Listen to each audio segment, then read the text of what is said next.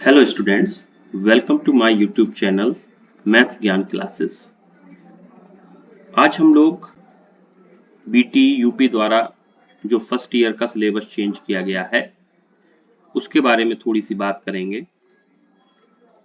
इस बार एनईपी 2020 और AICT curriculum के आधार पर 42 कोर्स ऐसे हैं जिनके सिलेबस पूरी तरह से चेंज हो गए हैं। तो अगर हम अपने सब्जेक्ट यानी मैथ की बात करें तो जैसा आपको यहाँ सामने दिख रहा होगा कि जो पहले हमारी यूनिट एपी और जीपी इन सब से शुरू होती थी, काफी कुछ बदलाव यहाँ पर हुए हैं। इन बदलाव की उसमें यूनिट फर्स्ट आप देख पाएंगे ट्रिग्नोमेट्री है। काफी कुछ कॉन्सेप्ट जो हैं, काफी कुछ टॉपिक्स जो हैं वो इस बार चेंज देखने को आपको मिलेंगे। यहाँ पर आप सबसे पहले शुरुआत concept of angles, measurement of angles in degrees, grades and radians and their conversions, T ratio of allied angles, sum difference फॉर्मूले एंड देयर एप्लीकेशन। ऑब्वियसली यहाँ पर प्रूफ नहीं है इनका। Product formula, T ratio of multiple angle, sub multiple angles, graphs of mod x, sine x, cos x, tan x and e to the power x. पूरा का पूरा trigonometry जो है वो पुराने सिलेबस से टोटली डिफरेंट है। एक भी टॉपिक यहाँ पर ट्रिग्नोमेट्री का पुराने से मैच नहीं करता हुआ आपको मिलेगा। तो ये बिल्कुल नया होगा स्टूडेंट्स के लिए पढ़ने के लिए। अब हम अगली यूनिट की बात करें तो डिफरेंशियल कैलकुलस है। इस डिफरेंशियल कैलकुलस का कुछ टॉपिक पिछली बार से मिलता जुलता रखा गया है, जैसे फंक्शन था, लिमिट है, ये 4 स्टैंडर्ड्स लिमिट्स की बात कर दी गई है। इनसे मिलते जुलते सवाल होंगे। ये स्टैंडर्ड्स लिमिट्स होती हैं, हम आगे चल के देखेंगे क्या है। अब देखिए यहाँ पर ये कुछ फंक्शंस ऐसे हैं जिनको यानी कि इनके प्रूफ हम लोगों को निकालने होंगे। जो फर्स्ट प्रिंसिपल होता है हमारा, उसकी मेथड से differentiation of x to the power n sin x cos x tan x e raise to the power x log x। इसी तरह से differentiation of sum product and quotient of function, differentiation of function, differentiation of trigonometric and inverse. ये पिछली बार की तरह कुछ मिलता जुलता हिस्सा इसमें होगा। नेक्स्ट अगर हम बात करें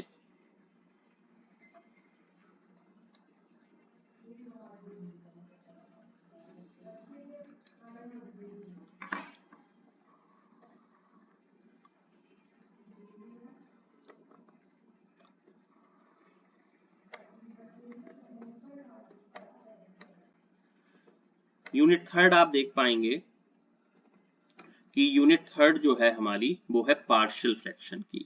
तो ये नॉर्मल फ्रैक्शन से पार्शियल फ्रैक्शंस की तरफ भी हम लोग, हमारे पास यहाँ पर पार्शियल फ्रैक्शंस की वैसे तो लाप्लास में भी जरूरत पड़ती है जब आप थर्ड सेमेस्टर में जाएंगे। यहाँ पर definition of polynomial fraction, proper and improper fractions and definition of partial fractions. To resolve proper fraction and improper fraction into partial fraction with denominator containing non-repeated linear factor, repeated linear factor and irreducible non-repeated quadratic factors। तो partial fractions यानी आंशिक भिन्न जो लोग 12th करके आए होंगे उनको अच्छी तरह से पता होगा कि आंशिक भिन्न क्या होती हैं। तो उसी सब को लेते हुए यहाँ पर इसकी यूनिट को बताया गया है। फिर उसके बाद काफी कुछ यहाँ पर जो 12th वाला जो हमारा हिस्सा होता है मैथमेटिक्स का, उसको रखा गया है। यूनिट 4 जैसे आप देख पाएंगे permutation, combination and binomial theorem है। द्विपद प्रमेय आप लोगों ने अगर 12th में होंगे, जो लोगों ने पता होगा, क्रमचय संचय और द्विपद प्रमेय की बात की गई है। तो वैसा ही कुछ यहाँ पर दिया गया है। Value of NPR, NCR and formula based problem, binomial theorem है obviously, positive index, integral index के लिए, binomial theorem for any index भी है और एप्लीकेशन ऑफ बाइनोमियल थ्योरम है। तो कोशिश ये की गई है कि जितने भी चैप्टर्स जो हैं वो रियल, आगे चल के एक लाइन में आप देखेंगे लास्ट में कि रियल एप्लीकेशन से, रियल लाइफ एप्लीकेशन से किस तरह से कवर अप की जाती है। अगर हम अपनी लास्ट यूनिट की तरफ चलें तो कि कॉम्प्लेक्स एनालिसिस की है, जैसे कॉम्प्लेक्स नंबर्स इनको कहा गया है। तो definition, real and imaginary parts of complex number, ये पार्ट 12th में भी शायद थोड़ा है, जिसको हम समृद्ध संख्या बोलते हैं, वही चीज यहाँ पर लाई गई है। Polar and Cartesian representation of a complex number and their conversion from one form to other, conjugate of a complex number, modulus and amplitude of a complex number, addition, subtraction, multiplication, division of complex number, and last De Moivre's theorem and its application।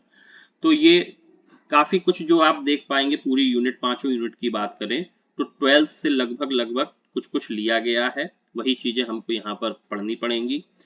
तो all the best for new syllabus, अच्छी तरह से पढ़िए सभी students.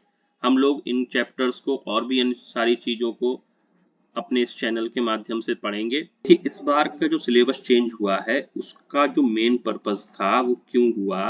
सबसे पहले आप अगर सिलेबस की पांचों यूनिट के अलावा इस वाले केवल 3 लाइन को अगर समझ पाए तो आपको ये बिल्कुल क्लियर होगा कि इस सिलेबस को चेंज करने की क्यों जरूरत पड़ी और इस बार का सिलेबस हमसे क्या चाह रहा है।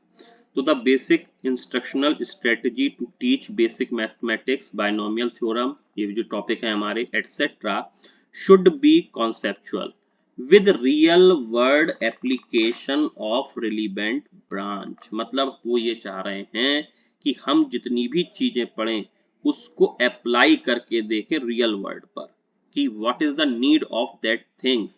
कॉम्प्लेक्स नंबर आया तो क्यों आया, डिफरेंशिएशन पढ़ रहे हैं तो क्यों पढ़ रहे हैं, पार्शियल की जरूरत कहाँ है। तो more numerical and theory examples can be used for clear understanding of the content। तो ये चीज थोड़ा सा ध्यान रखने वाली है कि इस बार आपको क्वेश्चंस भी हो सकता है ऐसे मिले कि जो हमें केस स्टडी टाइप के मिल सकते हैं, मे बी पॉसिबल।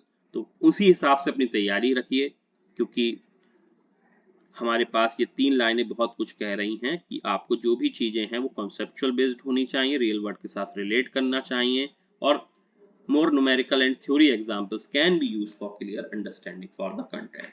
तो ये केस स्टडी की तरफ चीजें बता रही हैं हमें कि ऐसे क्वेश्चंस भी हमको यहाँ पर मिल सकते हैं। चलिए अगर हम अपने यूनिट्स को ध्यान से देखें तो आप देखेंगे कि यूनिट नंबर 5 12 पीरियड्स ले रही है, 12 पीरियड्स ले रही है।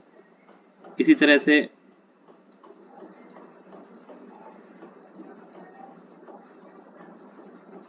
यूनिट फर्स्ट जो है वो 10 पीरियड्स की है, सेकंड जो है 14 पीरियड्स का है, थर्ड 10 और फोर्थ 10।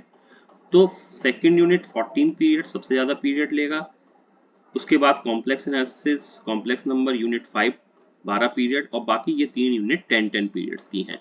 तो मार्क्स डिस्ट्रीब्यूशन भी इनका इसी तरह से होगा। तो ये स्ट्रेटजी आप स्टूडेंट्स अपने दिमाग में रखिए कि सबसे ज्यादा क्वेश्चंस आपको एग्जाम में किससे मिलने वाले हैं।